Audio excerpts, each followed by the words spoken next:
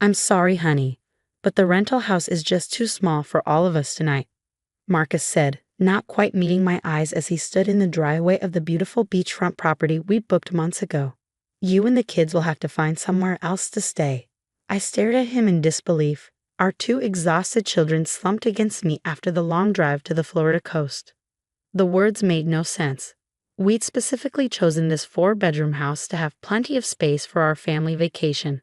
My name is Olivia, and at 34, I never imagined I'd be standing outside our $3,000 per week rental home at 9 p.m., watching my husband of 12 years essentially lock us out. Our kids, Emma, 10, and Lucas, 8, were too tired to even protest, having endured the 8-hour drive from Atlanta with nothing but dreams of beach days ahead to sustain them. Marcus, this makes no sense, I said, trying to keep my voice steady. We looked at the floor plans together. There's more than enough room. He shifted uncomfortably, glancing back at the house. Things changed. My work colleagues showed up unexpectedly. They need the space for an emergency project meeting. Work colleagues? You're a high school gym teacher. What emergency meeting requires a beach house?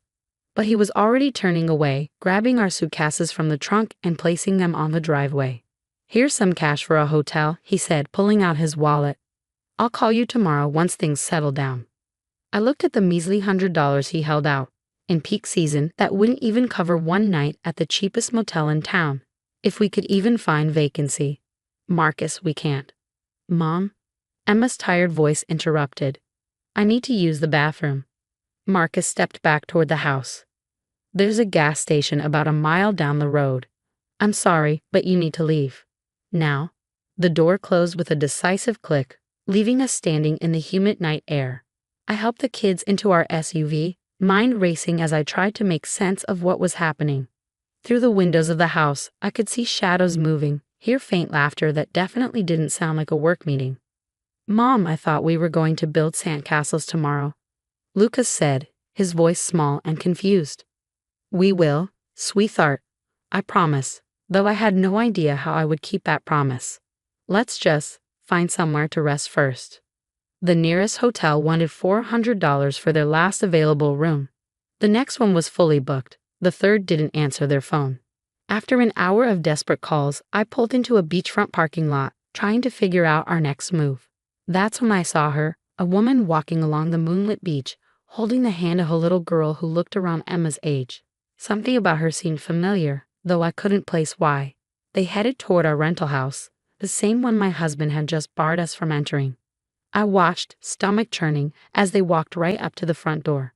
It opened immediately, spilling warm light onto the path. And there stood Marcus, greeting them with the kind of embrace that told me everything I needed to know about his work meeting. Mom, Emma's voice came from the back seat, more alert now.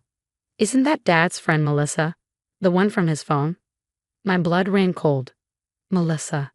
The name I'd seen pop up on his phone too many times over the past year, always dismissed with excuses about parent-teacher conferences or school events. Now here she was, walking into our vacation rental with her daughter while we sat in the parking lot with nowhere to go.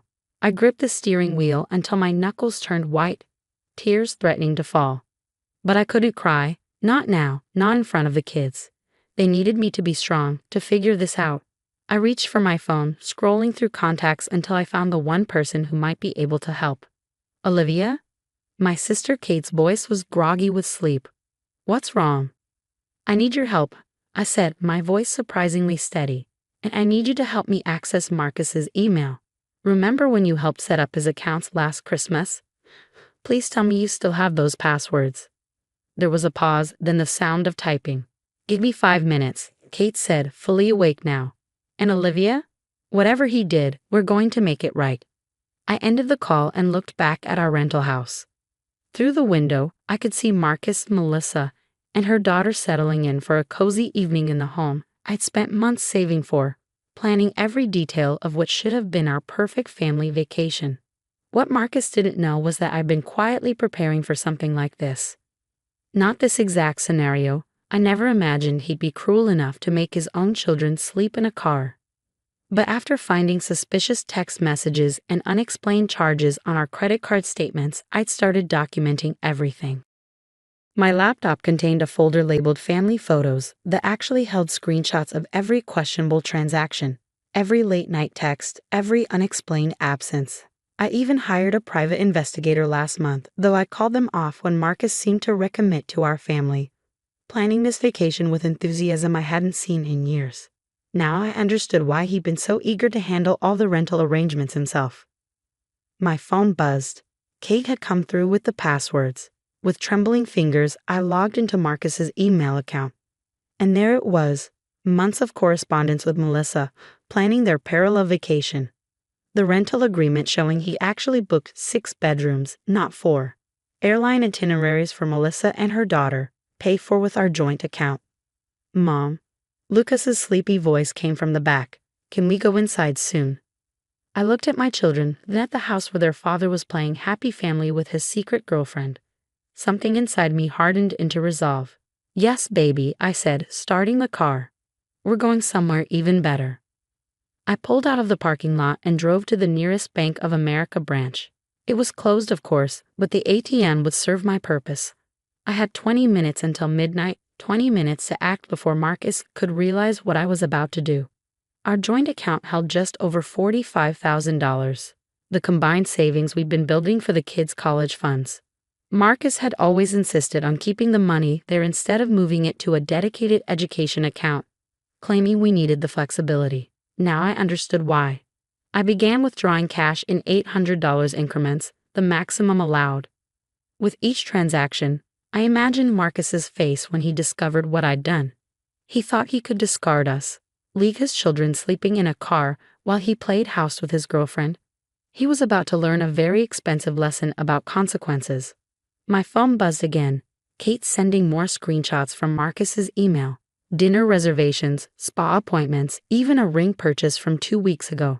All paid for with our family savings, all meticulously planned behind my back.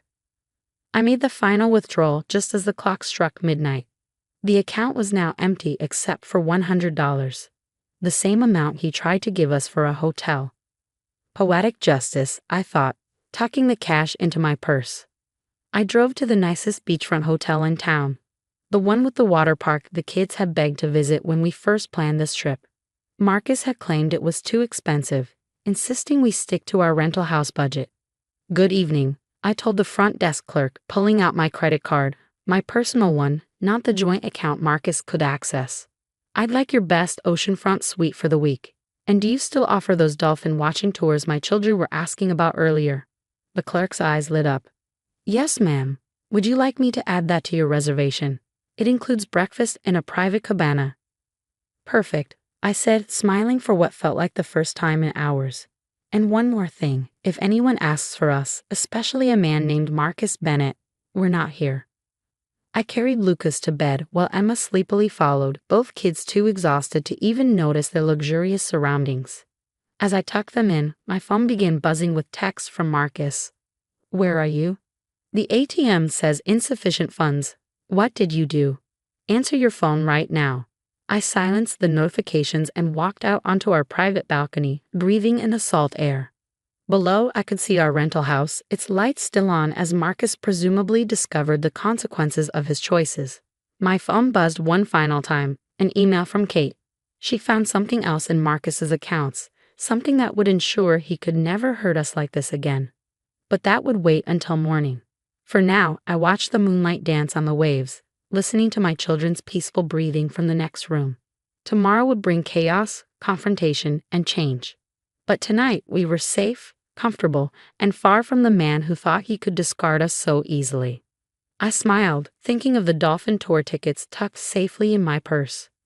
Marcus had chosen his new family over us? Fine. We would have the vacation of a lifetime without him.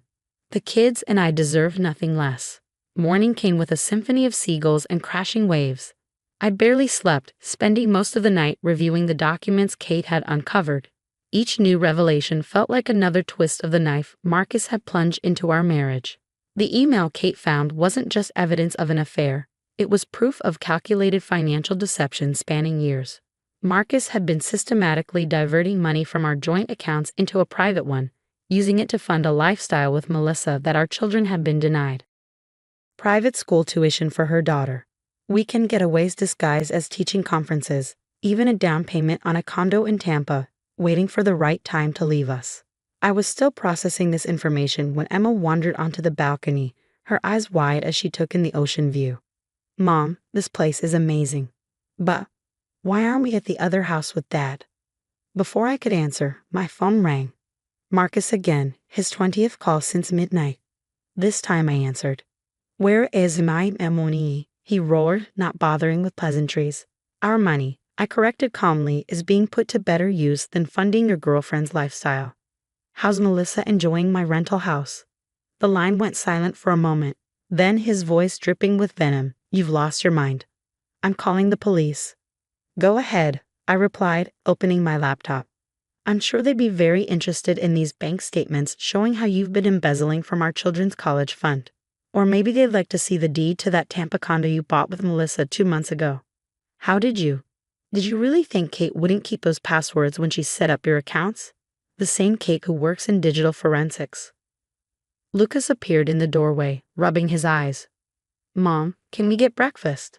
Of course, sweetie, I said, then back to Marcus. I have to go. Our kids are hungry. You remember them, right? The ones you made sleep in a car last night. Olivia, wait. I ended the call and took the kids down to the hotel's breakfast buffet. They were delighted by the chocolate chip pancakes and ocean view, their excitement almost making me forget the nightmare of last night. Almost. My phone buzzed with a text from Kate. He just found his life insurance policy. Guess who he changed the beneficiary to last month? I excused myself from the table, stepping away to call her. Tell me everything. What Kate had discovered was the final nail in the coffin of my marriage. Marcus hadn't just been planning a new life with Melissa. He'd been systematically erasing us from his old one. The life insurance policy was just the beginning. He's been moving money around for months, Kate explained. Setting up accounts in her name, changing beneficiaries, even putting her daughter as a dependent on his teaching insurance. But here's where he messed up. He used our family email domain for everything. The same domain I helped set up and still technically administer.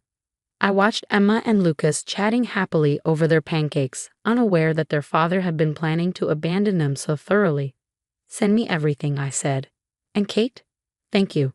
Don't thank me yet, she replied. There's more. Remember that private investigator you hired and called off? I found his report in your cloud storage. You might want to see what he discovered about Melissa's background. After breakfast, I settled the kids in the hotel's children's program, a full day of supervised beach activities and crafts. Then I retreated to our suite to read the PI's report. Melissa, it turned out, had quite a history. 3 previous marriages, each ending when she drained her husband's accounts and disappeared. Her daughter? A prop, borrowed from her sister to make her stories more convincing. The real kicker? Her name wasn't even Melissa. My hands were shaking as I compiled everything into a single document. The fraud, the theft, the false identity. Just as I finished, a commotion erupted in the hotel hallway. You can't stop me from seeing my kids, Marcus's voice boomed. I'm their father. I opened the door to find him facing off with hotel security, his face red with rage.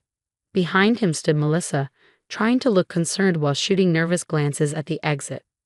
Actually, I said, holding up my phone, you forfeited that right when you made them sleep in a car so you could play house with a con artist. Speaking of which, hello, Patricia. Or do you prefer Melissa? I'm sure your parole officer would love to know you've crossed state lines. The color drained from Melissa's face. Without a word, she turned and fled, leaving Marcus staring after her in confusion. What are you talking about? He demanded.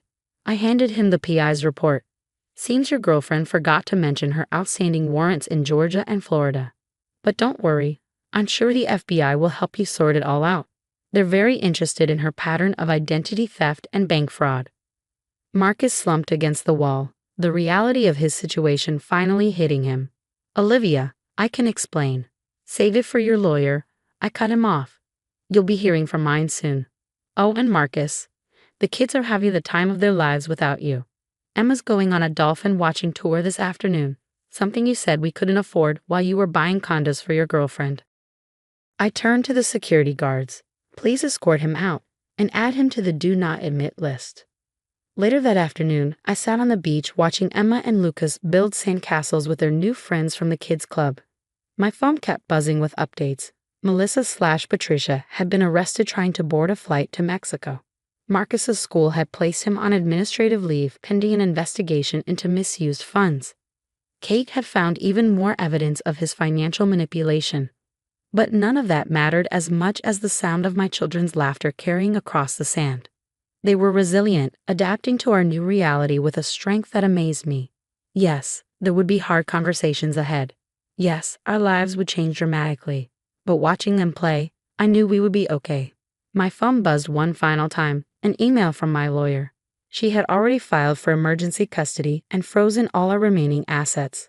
But more importantly, she had uncovered something interesting about the beach house rental. The property is owned by Patricia's last victim, she wrote.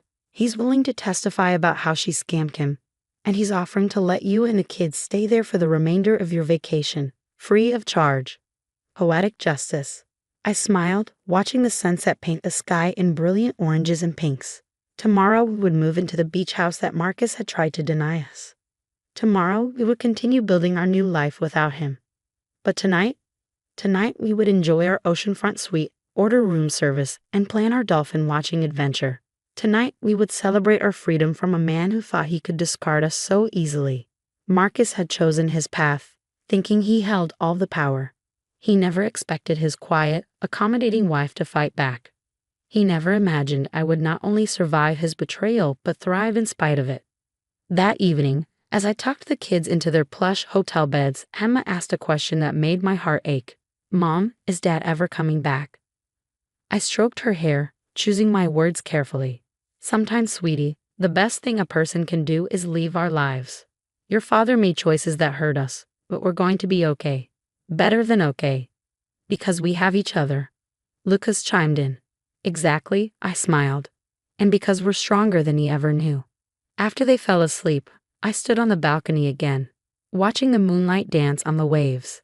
The beach house that was meant to be the site of our family's destruction would instead become the launching point for our new beginning.